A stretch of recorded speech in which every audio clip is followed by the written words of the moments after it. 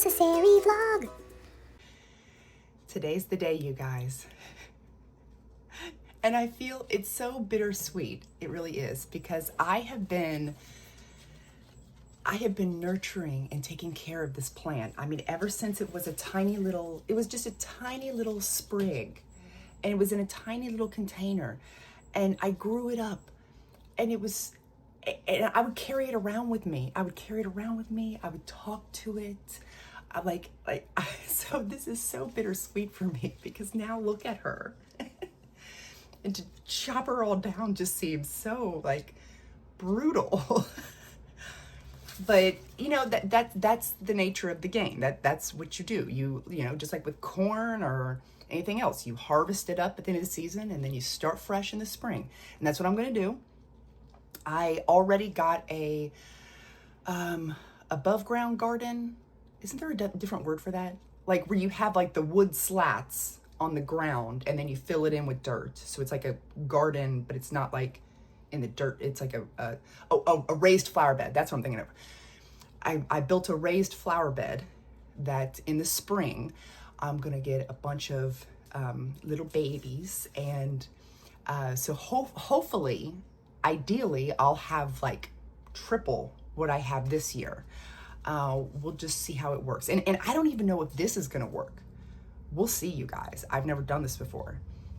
But, so if you don't know, we're making patchouli oil. This is my patchouli plant. Say hi. Isn't she beautiful? Anyway, so we're going to chop her up today. Shh. We're going to chop her up today. And I had seen something online about using water, and you boil it in the water. But it was for mint. I thought it was for patchouli, but it was actually for mint. But they said in the description that you could use it for other things, like patchouli and other plants. And when it's done boiling, you set it in the fridge, and then the next morning, the oils will rise to the surface. You know, like when you put food in the fridge, the next morning how the oils have gone up to the top, and then you scoop off that, and that's what you get. But then I watched this one lady's vlog she did on YouTube, and she seemed very knowledgeable. She had deep southern voice, and she was cooking up patchouli oil in her backyard. And I think I'm going to use her method and see how that does first. She seemed like she knew what she was doing. Women in the South, don't mess around with them. They know what they're doing. So she said to use some oil. Now she used, what was it? It was olive oil, plain olive oil, not extra virgin, because that goes bad easier. She used regular olive oil. But I've also read up and found that jojoba oil can also be really good as well. So I'm going to start with that. I figured I wouldn't need too much. She had a ton of patchouli, so she had this big gallon of oil. I don't have that. So I feel like this will be enough. And then you put it in a double boiler. You chop everything up, put it in a double boiler with the oil. And I can't remember the exact temperature, but while I'm doing this video, I'll put the temperature that it needs to stay at somewhere here in the video. I don't have a candy thermometer. When I make my fudge, I usually just do the soft ball method, where you drop a little bit of the candy in the water, and if you can pick it up and mold it like a piece of Play-Doh, then you know it's ready. If it's so soupy you can't even pick it up, then you know it's not ready.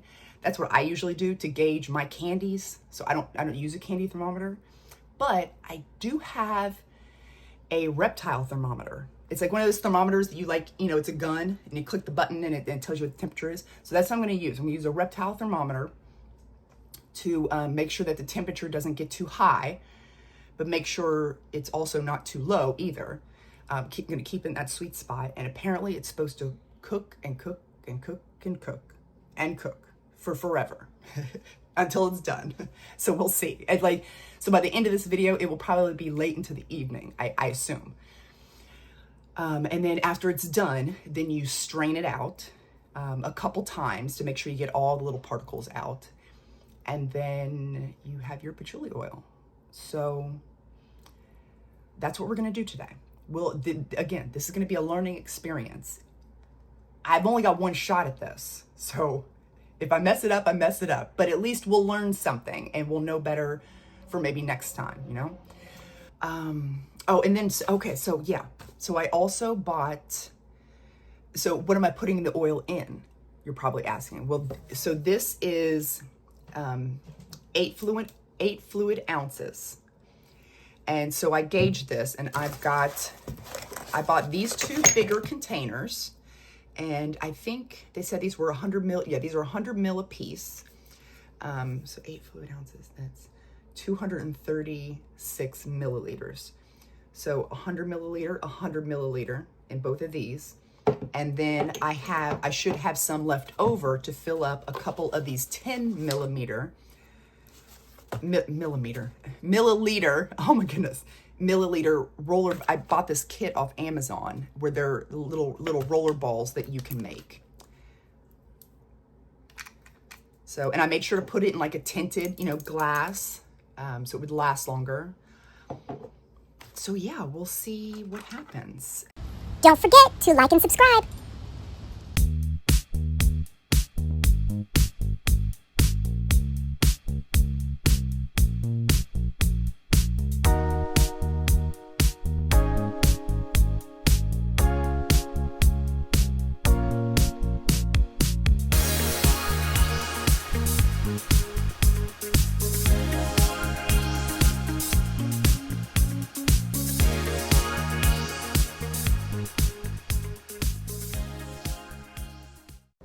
Okay guys, I've got all of the chopped up patchouli in here, and I'm about to put the oil in. I don't have an actual double boiler, but I do have 2 pans. I put water in the one and nothing in this one other than the oil and the patchouli. I've got my gun here, like I said, so I can check temperatures and stuff. And I'm gonna keep, I don't know. I'm not gonna do anything with this. I'm just gonna see what happens. Maybe something will grow back. Maybe it'll die. Well, but I'm just gonna leave it alone. We'll see what happens with that. And I wanted to mention that I can't really smell much of the patchouli when the plant is just naturally growing. But when I was chopping it up and getting all those oils were starting to release, and I could definitely smell the aroma then. For the people that were interested, if you could smell the patchouli, like not naturally, just walking past patchouli plants in your yard, I can't really smell anything. But when they're being chopped up, yes, I can definitely smell it then. Okay, so now we're going to put the oil in.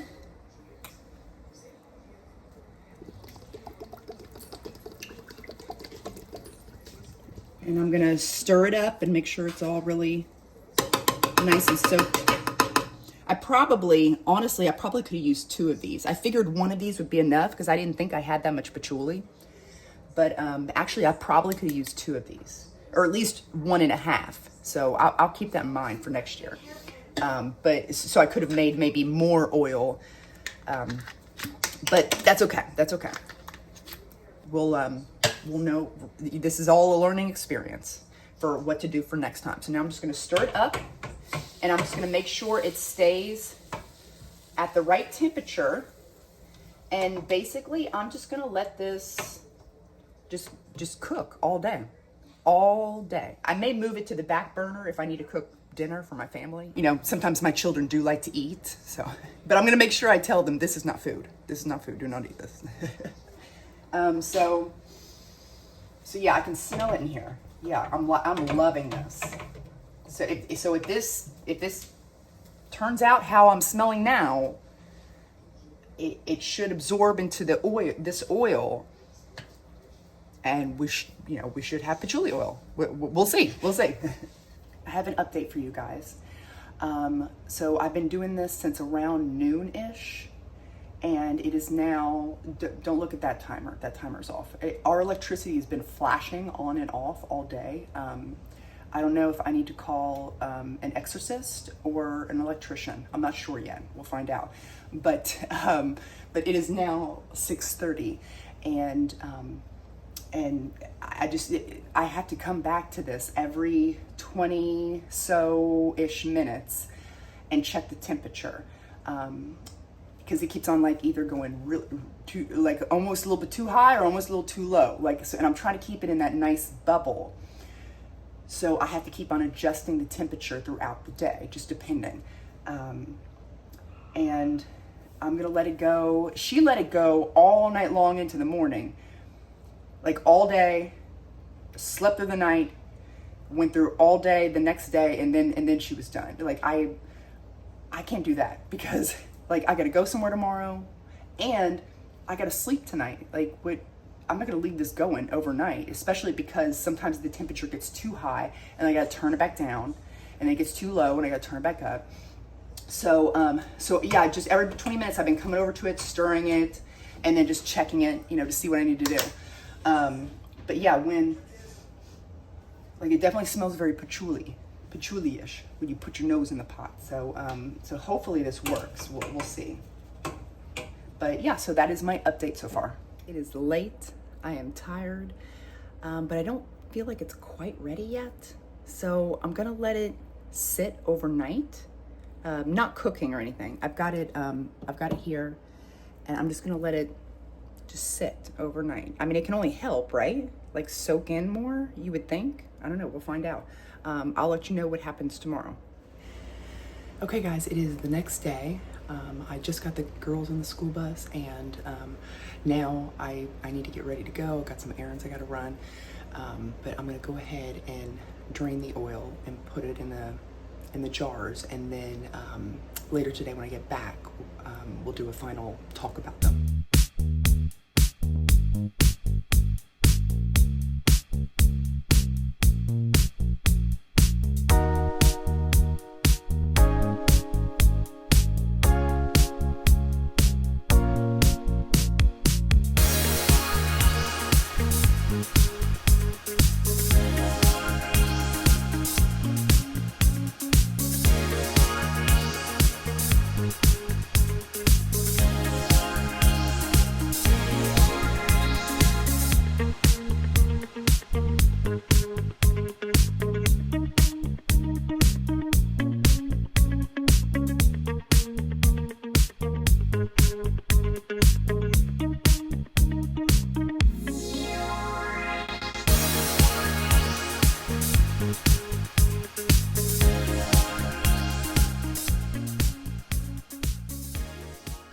Okay, I'm back. First off, chop down my nails. When I got back, I was like, you know, it's time. Like they were getting so long, they were becoming hazards. You know, they were weapons. I don't think I would have been allowed on a plane with the length of my nails, the way they were. So I thought I would take them down because I really want to do some darker colors now. I've been really craving Lincoln Park After Dark by OPI. I haven't worn this in several years, but this is, if you know anything about OPI, this is a classic. It's been around for like 20 years. It's the darkest purple you can go without going black. It looks black. It looks kind of black here, but it's like, it is the deepest purple. And I love this color, and I was craving it. And for me personally, I don't like to have longer nails with the darker colors. I think it looks super pretty and cute when it's like a little bit shorter of a nail. But that's just me personally. If you like the longer, darker nails, please rock it. But that's just for me personally, that's what I like. So I decided to take them down a little bit, and then, yeah, I'm gonna put on some Lincoln Park After Dark. Okay, so now let's get into the oil. So here are some things I've learned that are gonna be really helpful for next time, or if you decide to do this. So the oil that I bought said that it was 16 mil, which was like 230, or I'm sorry, 16 ounces, which was about 230 something milliliters. So I gauged my stuff. I thought that's how much product I will have, but no, some of it gets, like you lose some along the way. So actually, in theory, because I was supposed to have 2 of these bottles filled up because they're both 100 mil.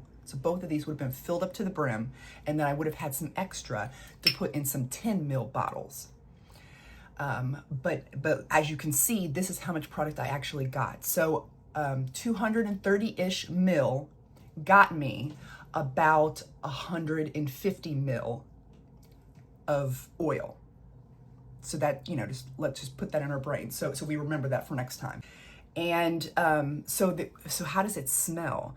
Okay, so here's another thing I've learned, that when I chopped up those leaves, they were fresh leaves. They were fresh from the vine or the roots, whatever. The fresher they are, the lighter the scent is going to be, and the more you're going to get a more like cleaner patchouli. If you let them dry out some, depending on how long you let them dry out, the scent, the oil that you make can get much richer and more potent and more earthy. So for next time, I definitely want to try out, some drying it out a little bit first and then cooking it on the stove. But this was not a fail. This was not a fail. This is not the patchouli that my husband loves. But see, I love all patchouli. I love all the patchoulis. He only likes the really, the nasty, raunchy patchouli. That's his favorite. But I like that, and I also like clean patchoulis, and that's what this is. This is it's a very light, like you could use this as an all-over body oil. It's definitely not so light that you can't even smell it. Like it was definitely worth me doing this because it's a really nice patchouli smell, but it's just very light, nothing strong here. And it's a clean patchouli. A clean patchouli, it's a little bit aromatic green. There's a woodiness to the scent, but overall a very clean, pleasant, inoffensive patchouli, which I think the majority of the population would appreciate. But like I said, next time I'm going to go for maybe a dirtier patchouli, but this is really nice, you guys. And you know what it reminds me of? This is the patchouli that is in Tempo by Diptyque. If you remember, I gave a sample of this to my husband to see when we were testing out what type of patchoulis he liked. And, he was like, this is okay, but it's like the patchouli is too clean for me. But I really loved this one. I thought maybe in the future I might get a bottle of my own, but it's a little pricey. But anyway, the patchouli that is in, if you've ever smelled Tempo by Diptyque, that is the exact patchouli that is in my bottles, for sure. It's a spot on. Yeah, it's just, of course, this has some other notes in it, and it's more of a perfume, so it's like stronger. This is the body oil version of Diptyque Tempo, and I am not mad about that at all.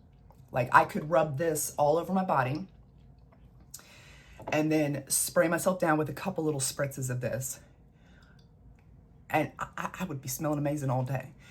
Because like I said, it's more of a clean, woody, it's just really nice. Let me kind of show you what the oil looks like in here. It's kind of like a green yellowish oil. Definitely different than when we started out from. And then when you put it on, it kind of looks like an olive oil now. Like a dark, rich olive oil. But yeah, you can, it's really hydrating, and you could totally use this as like an all-over body oil because it's scented, but it's very light. It's very light, so you could rub your whole body down with this. Oh, this is so nice. So nice. So I'm very happy, but can't wait to do this again next year. Thank you guys so much for watching. I really appreciate it, and I will see you later.